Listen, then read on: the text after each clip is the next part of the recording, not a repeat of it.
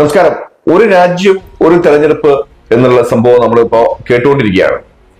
എന്തായാലും ബില്ലൊന്നും പാസ്സായിട്ടില്ല. ശരിക്കും BJPക്ക് തന്നെ നല്ല രീതിയിലേക്ക് പണിയാവുന്ന രീതിയിലേക്ക് തന്നെയാണ് ഈ സംഭവം പോയിക്കൊണ്ടിരിക്കുന്നത്. കാര്യം എനിക്ക് വീണ്ടും പറയാനുള്ള വിഷയം, പ്രതിപക്ഷം ഉന്നയിക്കുന്ന രീതിയൊക്കെ വല്ലാത്ത രീതിയിലേക്ക് സത്യമാണ് എന്ന് നമ്മൾ മനസ്സിലാക്കേണ്ടിയിരിക്കുന്നു. കാര്യം വികസനങ്ങൾ ചർച്ച ചെയ്യാതെ, ജനങ്ങളുടെ പ്രശ്നങ്ങൾ ചർച്ച ചെയ്യാത്ത രീതിയിലേക്ക് വെറുതെ വിവാദങ്ങൾ ഉണ്ടാക്കി മാസങ്ങളോളം നീട്ടിക്കൊണ്ടുപോകുന്ന ഒരു അവസ്ഥ ഇന്ന് ഇന്ത്യയിലുണ്ട്. പിന്നോട്ടെ, ഈ വൺ ഇന്ത്യ വൺ എലക്ഷൻ എന്നുള്ള രീതിയിലേക്ക് എത്രത്തോളം അത് പോസിബിൾ ആവും എന്നുള്ളതാണ്. അത് ഇന്ത്യയെ സംബന്ധിച്ചിടത്തോളം അതൊരു പുതിയ കാര്യമല്ല. നമ്മൾ 1951 തുടങ്ങി 52-ലാണ് അത് പൂർത്തിയായത്, ആദ്യത്തെ തെരഞ്ഞെടുപ്പ്.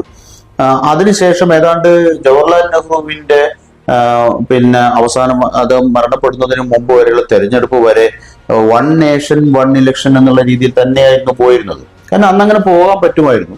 എല്ലാ സംസ്ഥാനങ്ങളിലും കോൺഗ്രസിനായിരുന്നു അതിന്റെ മേൽക്കൈ ഉണ്ടായിരുന്നത്. അവിടെ തെരഞ്ഞെടുപ്പ് നടത്തുന്ന സമയത്ത് കോൺഗ്രസ് നേതൃത്വത്തിലുള്ള സർക്കാരുകൾ വരുന്ന സാഹചര്യമാണ് എല്ലായിടത്തും ഉണ്ടായിരുന്നത്.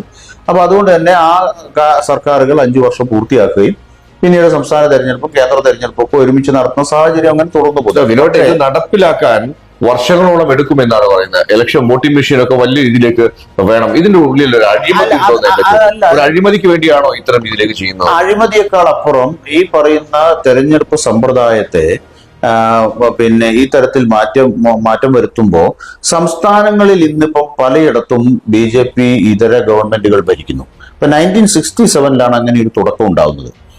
അന്ന് ഇപ്പൊ തമിഴ്നാട്ടിൽ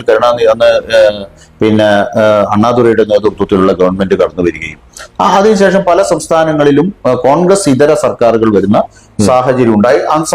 സർക്കാരുകൾ തന്നെ 5 വർഷം കാലാവധി പൂർത്തിയാക്കാതെ അസ്ഥിരമായ സർക്കാരുകളൊക്കെ കടന്നു വന്നു. മുന്നണി രാഷ്ട്രീയം വന്നു. ഇന്ത്യൻ ജനാധിപത്യത്തിന് ഒരു ഡെവലപ്മെന്റ് ഉണ്ടായി. പ്രാദേശിക കക്ഷികൾ, അതുപോലെ തന്നെ മറ്റു കക്ഷികൾ, ഇങ്ങനെ തുടങ്ങിയിട്ടുള്ള പ്രബലമായ സംസ്ഥാനങ്ങൾ കേന്ദ്രീകരിച്ച് പ്രവർത്തിക്കുന്ന കക്ഷികൾ, ഇങ്ങനെ തുടങ്ങിയിട്ടുള്ള കക്ഷികളൊക്കെ രൂപപ്പെടുകയും ജനാധിപത്യത്തിന്റെ ഡൈവേഴ്സിറ്റിക്ക് കുറെ കൂടി വിപുലത കൈവരികയും ചെയ്തു. കോൺഗ്രസ് മാത്രം, അല്ലെങ്കിൽ ആ രീതിയിൽ ഉണ്ടായിരുന്ന സമ്പ്രദായത്തിന് പകരം മറ്റു പല പാർട്ടികൾക്കും ഒരു സംസ്ഥാനത്ത് അധികാരത്തിൽ വരാം എന്നുള്ള നില വന്നപ്പോൾ തന്നെ ഈ പറയുന്ന ഒരു രാജ്യം ഒരു തെരഞ്ഞെടുപ്പ് എന്നുള്ള നിലയിൽ പോകാൻ പറ്റാത്ത സാഹചര്യം ഓട്ടോമാറ്റിക്കലി വന്നു. അത് ആരും അങ്ങനെ അടിച്ചേൽപ്പിച്ച് നടത്തിയതായിരുന്നില്ല. അത് തന്നെ പിന്നീട് മാറ്റം വരുത്തി വീണ്ടും പല തെരഞ്ഞെടുപ്പുകൾ നടത്തേണ്ട സ്ഥിതി വന്നു. ഇവിടെ വേറെ പ്രധാനപ്പെട്ട വിഷയം, അങ്ങനെ തെരഞ്ഞെടുപ്പ് നടത്തി അധികാരത്തിൽ വരുമ്പോൾ സംസ്ഥാന ഗവൺമെന്റുകളിൽ പലപ്പോഴും BJP ഇതര ഗവൺമെന്റുകൾ വരുന്നത് BJPക്ക് സഹിക്കുന്നില്ല. കാരണം സംസ്ഥാനം വളരെ പ്രധാനപ്പെട്ടതാണ്. ഇപ്പം ഒരു സംസ്ഥാനത്തെ സംബന്ധിച്ചിടത്തോളമുള്ള അധികാരം എന്ന് പറഞ്ഞാൽ ചെറുതല്ല. അപ്പൊ കേന്ദ്ര ഗവൺമെന്റ് ഉണ്ടെങ്കിൽ പോലും കേന്ദ്ര ഗവൺമെന്റ് മാത്രം വിചാരിച്ചാൽ ഇന്ത്യയിലെ സംസ്ഥാനങ്ങളിൽ പല കാര്യങ്ങളിലും ഇടപെടാൻ പറ്റാത്ത രീതിയിലാണ് നമ്മുടെ ഭരണ സംവിധാനം ക്രമീകരിക്കപ്പെട്ടിട്ടുള്ളത്. ഒന്ന് യൂണിയൻ ലിസ്റ്റ്, അതുപോലെ തന്നെ സ്റ്റേറ്റ് ലിസ്റ്റ്, കൺകറന്റ് ലിസ്റ്റ് എന്നുള്ള തരത്തിലാണ് നമ്മൾ അധികാര ശ്രേണി ക്രമീകരിക്കപ്പെട്ടിട്ടുള്ളത്. അപ്പൊ ആ യൂണിയൻ ലിസ്റ്റിൽ പെടുന്ന കാര്യങ്ങൾ മാത്രമേ കേന്ദ്ര ഗവൺമെന്റിന് ചെയ്യാൻ കഴിയൂ. പക്ഷേ ജനജീവിതവുമായി അടുത്ത് ബന്ധപ്പെടുന്ന നിരവധിയായ കാര്യങ്ങളുടെ ഉത്തരവാദിത്വം നിർവഹിക്കേണ്ടത് ആരാണ്? സ്റ്റേറ്റ് ലിസ്റ്റിലാണ് അതൊക്കെ പെടുത്തിയിരിക്കുന്നത്. അതൊക്കെ സംസ്ഥാന ഗവൺമെന്റ് ആണ് ചെയ്യേണ്ടത്. അവിടെയാണ് സംസ്ഥാന ഗവൺമെന്റുകളുടെ അധികാരം കവർന്നെടുക്കാൻ കഴിയുന്ന തരത്തിൽ ഈ പറയുന്ന ഒരു കേന്ദ്രീകരണത്തിലേക്ക് ഈ കാര്യങ്ങൾ കൊണ്ടുപോകുന്നതിന് വേണ്ടിയിട്ട് പരിശ്രമിച്ചുകൊണ്ടിരിക്കുന്നത്. അപ്പോൾ അതിന്റെ ഭാഗമായിട്ടാണ് നിലവിലുള്ള തെരഞ്ഞെടുപ്പിൽ ഇപ്പോഴുള്ള തെരഞ്ഞെടുക്കപ്പെട്ട ഗവൺമെന്റുകളെല്ലാം ആ ഘട്ടത്തിൽ അങ്ങനെ ഒരു തീരുമാനം വന്നിട്ടുണ്ടെങ്കിൽ അതിനെ സംബന്ധിച്ച് ഫ്രീസ് ആവും. പക്ഷെ അതത്ര എളുപ്പമല്ല എന്നുള്ളതാണ്. ഇപ്പൊ കഴിഞ്ഞ ദിവസം ഇതിനെ സംബന്ധിച്ച വോട്ടെടുപ്പ്, പാർലമെന്റിൽ നടന്ന വോട്ടെടുപ്പ് കാണിക്കുന്നത് 20 BJPയുടെ MP-മാർ അവർ പോലും വന്നില്ല. വിപ്പ് കൊടുത്തിട്ട് പോലും ഇതിനോട് യോജിപ്പില്ലാത്ത MP-മാർ അവരോടൊപ്പം കാരണം കാണിക്കൽ ഷോക്കോസ് കൊടുത്തിരിക്കുകയാണ്, അതിന് ബോധിപ്പിക്കണം എന്ന് പറഞ്ഞിട്ട്. അപ്പൊ അവർക്ക് പോലും യോജിക്കില്ല. എന്തുകൊണ്ടാണ് ഈ 20 MP-മാർ ഹാജരാവാതിരുന്നത് ഞാൻ ചോദിക്കുകയാണ്. അതായത് ഞാൻ പറയുന്നത് ഇപ്പോ ഇന്ത്യയിൽ അത്രയേറെ നല്ല രീതിയിലേക്കാണ് BJPയുടെ ഭരണം പോകുന്നതെന്നാണ് അവർ അവകാശപ്പെടുന്നത്. എല്ലാവരും ഞങ്ങളുടെ കൂടെ ഉണ്ട് എന്നുള്ളതാണ്. ഈ 18-20 MP-മാർ വരാതിരിക്കുമ്പോ സ്വാഭാവികമായിട്ട് അവർക്ക് ആ വോട്ട് കുറയാണ്.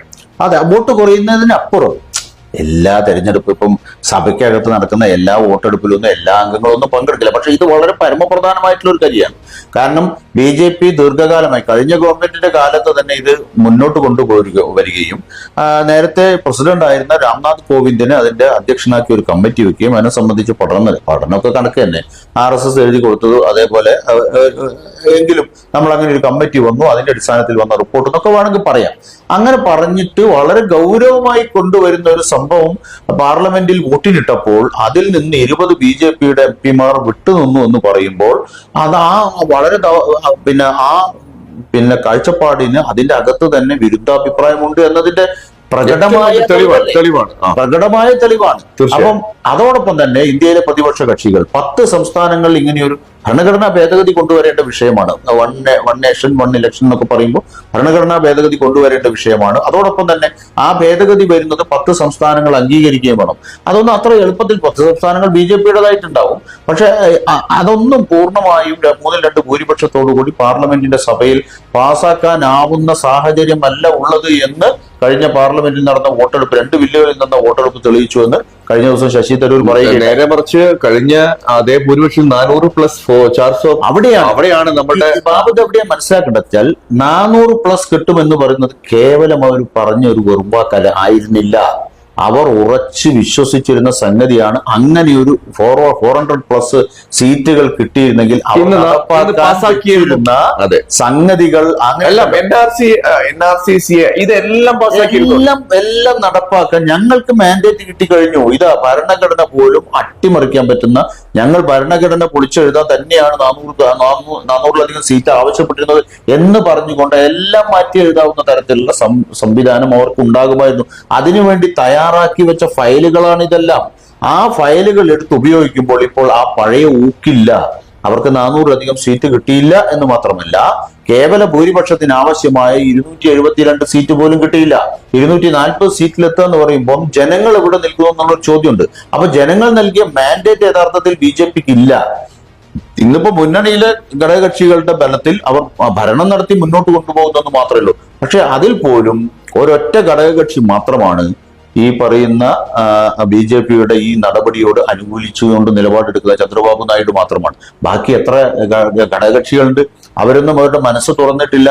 അവരൊന്നും ഇത് വോട്ടെടുപ്പിൽ ഇതിനെ സംബന്ധിച്ച് ചർച്ച വരുമ്പോൾ അല്ലെങ്കിൽ ഈ ബില്ലുമായി മുന്നോട്ട് പോകുമ്പോൾ അവരൊക്കെ ഏത് സ്റ്റാൻഡിൽ നിൽക്കും എന്നുള്ള കാര്യത്തിലൊക്കെ സംശയമുണ്ട്. ചുരുക്കി പറഞ്ഞാൽ ഈ വൺ ഇന്ത്യ വൺ നാഷൻ അല്ലെ ഒരു തെരഞ്ഞെടുപ്പ് എന്നുള്ള രീതിയിൽ ആലോചിക്കുമ്പോ ഇപ്പൊ അടുത്തൊന്നും നടപ്പിലാക്കാനുള്ള സാധ്യത. നരേന്ദ്രമോദിയെ സംബന്ധിച്ചിടത്തോളം അദ്ദേഹത്തിന് മനസ്സിലുള്ളതല്ല, കുറെയൊക്കെ അതിൽ വാസ്തവം ഉണ്ട്. താനും ഇവിടെ ഇപ്പൊ ഒരു പഞ്ചായത്ത് തെരഞ്ഞെടുപ്പിൽ ഒരു BJP കാൻഡിഡേറ്റ് മത്സരിക്കുമ്പോൾ പോലും അയാൾക്ക് 100 വോട്ട് കിട്ടുന്നുണ്ടെങ്കിൽ അതിൽ 10-20 വോട്ട് നരേന്ദ്രമോദി പിടിച്ചു കൊടുക്കുന്ന വോട്ടാണ്. നരേന്ദ്രമോദി എന്ന് പറയുന്ന ഒരു ഐക്കൺ അവർ ഡെവലപ്പ് ചെയ്യുകയും നരേന്ദ്രമോദി ഒരു വേവായി ഇന്ത്യയിൽ മാറുകയും ആ നരേന്ദ്രമോദിയുടെ ബ്രാൻഡിങ്ങിൽ വോട്ട് വരുന്ന ഒരു സാഹചര്യം BJPയെ സംബന്ധിച്ചിടത്തോളം ഉണ്ട്. ഏത് സംസ്ഥാനത്ത് തെരഞ്ഞെടുപ്പ് നടക്കുമ്പോഴും അവിടുത്തെ ഒരു നേതാവിനെ ഉയർത്തിക്കാട്ടി അവിടെ ഒരു ഗവൺമെന്റ് ഉണ്ടാക്കാൻ പോകുന്നു എന്നുള്ള തരത്തിലല്ല അവർ പ്രചാരണം നടത്താറുള്ളത്. നരേന്ദ്രമോദിയെ മുന്നിൽ വെച്ചുകൊണ്ടാണ്. അപ്പൊ ആ ബ്രാൻഡിങ്ങിൽ പഞ്ചായത്ത് ഇലക്ഷനിൽ വരെ മത്സരിക്കുന്ന പാർട്ടിയാണ് BJP. അപ്പൊ അതുകൊണ്ട് തന്നെ ഇങ്ങനെ ഒരു വൺ നേഷൻ വൺ ഇലക്ഷൻ എന്നുള്ളൊരു സംഭവം വന്നാൽ ആ ബ്രാൻഡ് ഉപയോഗിച്ച് ഈ രാജ്യത്തെ സംസ്ഥാന ഗവൺമെന്റുകൾ ഈവൻ താഴെ തട്ടിലുള്ള ഗ്രാമപഞ്ചായത്ത് ഉൾപ്പെടെ ഈ വൺ നേഷൻ വൺ ഇലക്ഷൻ പിന്നെ സംഭവത്തിലേക്ക് കൊണ്ടുവരണമെങ്കിൽ വീണ്ടും ഭരണഘടനാ ഭേദഗതി നടത്തേണ്ടതുണ്ട്. അങ്ങനെ വന്നാൽ താഴെ തട്ടിലുള്ള പഞ്ചായത്ത് മെമ്പർ മുതൽ അങ്ങ് ഉള്ള MP മുതൽ ഇവിടുത്തെ ഒരു പഞ്ചായത്ത് പ്രസിഡന്റ് മുതൽ അങ്ങ് പ്രധാനമന്ത്രി വരെയുള്ള എല്ലാ പദവികളും BJPക്ക് ഈ ബ്രാൻഡിങ്ങിലൂടെ കൈക്കലാക്കാം എന്നൊരു ചിന്ത ആരോ ഉപദേശിച്ചു കൊടുത്തത് കൊണ്ടാണ് നരേന്ദ്രമോദിക്ക് തോന്നുന്നത്. ഞാൻ ഈ പിന്നെ ചോദിച്ചിട്ടുണ്ട് ഇതെല്ലാം ഇന്ത്യയിൽ നടക്കുമെന്ന് ആരോ ഉപദേശിച്ചു കൊടുത്തിട്ടുണ്ട്. അതിന്റെ ഭാഗമായിട്ടാണ് ഈ വൺ നേഷൻ വൺ ഇലക്ഷൻ എന്ന് പറയുന്ന സംഭവം കൊണ്ടുവന്നിട്ടുള്ളത്. തീർച്ചയായും BJPയുടെ ആൾക്ക് തന്നെ അതിൽ വ്യത്യാസമായ അഭിപ്രായങ്ങളുള്ള സ്ഥിതിക്ക് എന്തായാലും ഇത് മുന്നോട്ട് ചർച്ചയായിട്ട് തന്നെ പോവാന്നുള്ളതാണ്. ചർച്ചയ്ക്ക് നമ്മളിപ്പോ ഈ പുതിയ സർക്കാർ വന്നപ്പോ ചർച്ച ഇല്ലാതായി പോയായിരുന്നു കുറച്ചു കാലം. പിന്നെ നമ്മൾ ഇന്ത്യയുടെ ജനാധിപത്യം എന്ന് പറഞ്ഞാൽ അതൊരു ഒറ്റക്കല്ലിൽ തീർത്ത ശില്പമല്ല ഇന്ത്യയിൽ നിരവധിയായ ഭാഷകൾ, നിരവധിയായ മതങ്ങൾ, നിരവധിയായ ജാതികൾ, നിരവധിയായ വംശങ്ങൾ, ലോക നരവംശ ശാസ്ത്രത്തിൽ ലോകത്ത് നമുക്ക് കാണാൻ കഴിയുന്ന ഏതെല്ലാം മാതൃകകളുണ്ടോ ആ മാതൃകകളെല്ലാം അധിവസിക്കുകയും ലോകത്ത് ഏതെല്ലാം മതങ്ങളുണ്ടോ അതെല്ലാം ഇവിടെ വസിക്കുകയും ചെയ്യുന്ന ജനങ്ങളുടെ ഇടയിൽ കാണാവുന്ന ഒരു രാജ്യമാണ്. ലോകത്തിന്റെ തന്നെ ഒരു സാമ്പിളാണ് ഇന്ത്യ എന്ന് പറയുന്നത്. തീർച്ചയായും അങ്ങനത്തെ ഒരു രാജ്യത്ത് അതിന്റെ ഡൈവേഴ്സിറ്റിയെ വലിയ തോതിൽ ബാധിക്കുന്ന തരത്തിൽ അത് ഒരൊറ്റ അച്ചിലേക്ക് ഉരുക്കി ഒഴിക്കാൻ ശ്രമിക്കുന്ന ഈ ശ്രമം ഒരു തരത്തിലും ഇന്ത്യൻ ജനാധിപത്യത്തിന് അനുയോജ്യമല്ല. ഇന്ത്യയുടെ ഈ പറയുന്ന ഡൈവേഴ്സിറ്റിക്ക്, ഈ പറയുന്ന പിന്നെ നിലനിൽപ്പിന് ഒരു തരത്തിലും ഗുണകരമല്ല എന്നുള്ള കാര്യത്തിൽ ഒരു സംശയവുമില്ല. തീർച്ചയായും. അപ്പോ ഇത് വലിയ രീതിയിലേക്കുള്ള പാതകളെ കടന്നു വേണം പോവാൻ. പക്ഷേ എങ്കിലും BJP വിചാരിക്കുന്നുണ്ടാവും, പറയാലോ, ഒരു 3 വർഷം 4 വർഷമാണ് ഇത് നടപ്പിലാക്കാൻ വേണ്ടി വരിക എന്ന് പറയുന്നു. അടുത്ത വർഷം അവർ കയറും എന്നുള്ള പ്രതീക്ഷയുള്ള അവരിയ്ക്കുന്നത്. അപ്പൊ ആ സമയത്ത് എന്തായാലും നടപ്പിലാക്കാനുള്ള പ്ലാനുകളൊക്കെ നടന്നുകൊണ്ടിരിക്കുന്ന എന്നുള്ളതാണ് എന്റെ കാഴ്ചപ്പാട്. തീരുമാനിക്കട്ടെ. നന്ദി, നമസ്കാരം.